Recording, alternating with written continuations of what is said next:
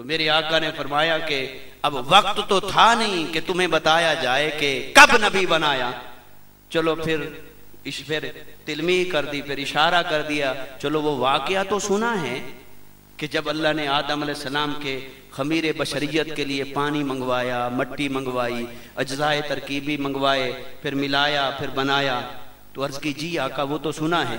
فرمایا بس اتنا سمجھ لو وہ ابھی بن رہے تھے، میں تب بھی نبی تھا۔ بس اتنا سمجھ لو کہ پھر میں اس وقت بھی نبوت کی شان کے ساتھ براجمان تھا اور شان نبوت اور رسالت سے سرفراز کر دیا گیا تھا، میں تب بھی نبی تھا۔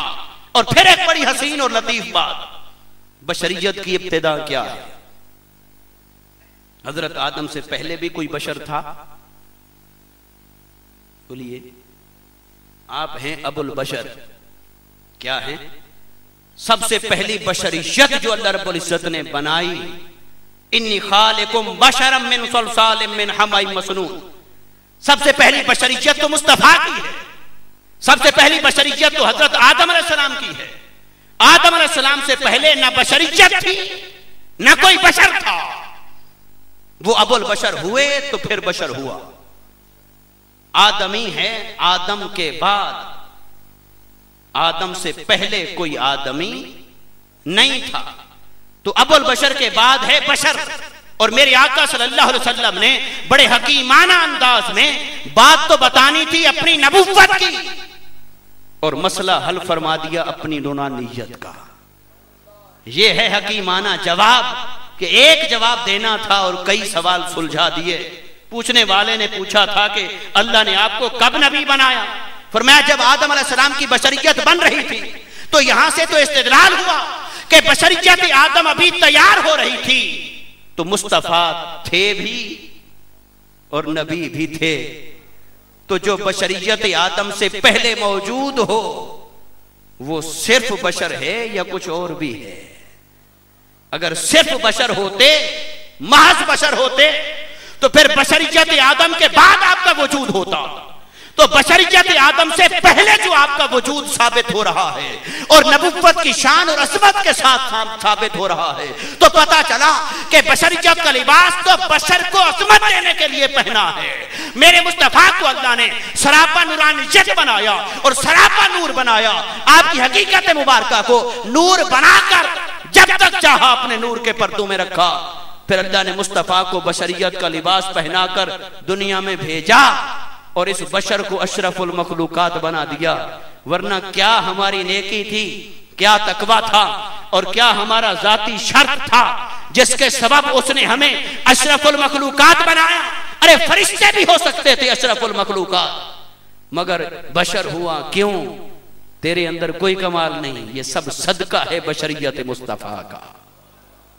جس مصطفیٰ کی جس بشریت نے اس بشر کو یہ شرف عظیم عطا فرمایا، اب وہی بشر تان درازی کرتا ہے بشریت مصطفیٰ پر۔ اس سے بڑی ناشکری، ناسمجھی اور جہالت کی بات کیا ہو؟ دوستو، میرے آقا صلی اللہ علیہ وسلم کو اللہ رب العزت نے نبوت اور رسالت کی شان کے ساتھ یوں متصف فرمایا کہ آپ کو سراپا رسول بنایا اور آپ کو کبھی کسی لمحے رسالت سے جدا نہیں رکھا۔ تو جب سے ہیں محمد مصطفیٰ صلی اللہ علیہ وسلم، تو تب سے ہیں رسول۔ اب یہیں گفتگو ختم کرتا ہوں، اگلے حصے پر انشاءاللہ کل حضرت آپ کے پاس ہیں تو انشاءاللہ ذوق بنے گا، کل یا پھر کسی وقت بیان کریں گے، مگر اس کو یہ جملے کو ضرور ذہن میں رکھیے۔ آپ کے لیے عرض کر رہا ہوں، آپ بھائیوں کے لیے، باقی علماء تو یقیناً اس سے کئی درجہ زیادہ جاننے والے ہیں۔ وہ یہ کہ اب یہ جملہ یاد رکھیے، اس آیت کا لب لباب یہ بنتا ہے کہ جب سے ہیں محمد مصطفیٰ صلی اللہ علیہ وسلم، تب سے ہیں رسول، اور اب جب تک آپ ہیں رسول، جب تک آپ کی رسالت جاری ہے، ختم نبوت ہے تو قیامت تک جاری ہے، اس کے بعد بھی جاری ہے، حشر کے دن بھی سب عظمتیں مصطفیٰ کی ہیں، تو جب تک ہیں رسول تو محمد مصطفیٰ بھی ہیں۔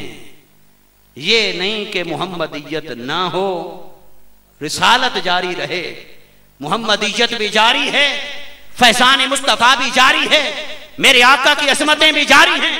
آج بھی روضہ مبارک میں مصطفیٰ اپنے غلاموں کے نامہ اعمال کا بھی ملاحظہ فرماتے ہیں، پھر گناہ ہوں تو شفاعت کی مہر لگا کے بھیجتے ہیں، اور فرما برداری اور نیکی ملے تو قبولیت کی دعا کو لفافے میں لپیٹ کر رب کی بارگاہ میں بھیج دیتے ہیں۔ وہ آج بھی نظر کرم رکھتے ہیں، وہ آج بھی فیض یاب کر رہے ہیں، کرتے رہتے ہیں۔ کمی اور غفلت ہماری طرف سے ہے کہ ہم نے اپنے دل کے دروازے بند کر لیے، غفلتوں کا شکار ہو گئے، اپنے آپ کو مصطفیٰ سے دور کر لیا، اپنی زندگیوں سے محبت مصطفیٰ کے حقیقی تصور کو نکال دیا۔ جو محبت مصطفیٰ میں سرشار ہوتا ہے وہ مصطفیٰ سے بھی پیار کرتا ہے، دین مصطفیٰ سے بھی پیار کرتا ہے، مصطفیٰ کی شریعت، سنت، قرآن اور حدیث سے بھی پیار کرتا ہے، اور مصطفیٰ کی امت سے بھی پیار کرتا ہے۔ مگر بدقسمتی سے آج نہ تو مصطفیٰ کی امت کے لیے ہمارے دل کشادہ رہے، نہ ہماری زندگیوں میں ہمیں مصطفیٰ کے دین اور مصطفیٰ کی شریعت سے وہ عملی محبت رہی۔ ضرورت سمر کی ہے کہ اس میلاد سے اپنے دلوں کو زندہ کریں۔ یہ بہار، یہ ربیع الاول، یہ بہار آئی ہے، اب بہار تو اس نے بھیج دی، اب اپنے دلوں کے گلشن کو مہکانا یہ ہمارا کام ہے۔ آؤ محبت مصطفیٰ سے اپنے آپ کو آباد کریں، عشق مصطفیٰ سے اپنے آپ کو آباد کریں، اور حضور علیہ السلام کی غلامی میں مرنا جینا اپنے اوپر لازم کر لیں۔ اور یہ جو نعرہ ہے یہ میں سمجھتا ہوں ہاف ہے، آدھا حصہ ہم نے یاد کر رکھا ہے کہ غلامی رسول میں موت بھی قبول ہے، یہ آدھا حصہ ہے۔ سوچئے گا ذرا ٹھنڈے دل و دماغ سے، غلامی رسول میں صرف موت ہمیں قبول ہے یا زندگی بھی غلامی رسول میں دینا قبول ہے؟ جب تک اس زندگی کو رسول کی غلامی میں نہیں دیں گے تو خالی موت کو غلامی رسول میں کی تمنا کرنا وفاداری نہیں۔ ان کا کرم ہو جائے تو جس کو نواز دیں، وہ بے وفاؤں کو بھی نواز دیں، کسی انکار کرنے والے کو بھی نواز دیں، لیکن ہماری ذمہ داری یہ بنتی ہے کہ اپنی زندگیوں کو بھی رسول کی غلامی میں دیں، اور زندگی جب رسول کی غلامی میں دے لیں پھر امید اور طلب رکھیں کہ موت بھی غلامی رسول میں آ جائے۔ اللہ تعالی ہمارے حال پر لطف و کرم فرمائے۔ میں بار دیگر مشکور ہوں انتظامیہ کا بھی، خاص طور پر علماء کرام کا جنہوں نے یہ میرا سبق سنا، چند کلمات میں نے عرض کیے، مجھے سعادت ملی۔ اللہ تبارک و تعالی اس ذکر کی برکت سے ہماری زندگی کو سنوار دے، ہماری قبر اور حشر کی زندگی کو منور فرما دے، اور ہمیں ہمیشہ حضور علیہ السلام کے سامنے سرخرو فرمائے، اور اللہ رب العزت کے حضور سرخرو فرمائے۔ وَمَا عَلَيْنَا إِلَّا الْبَلَاغُ۔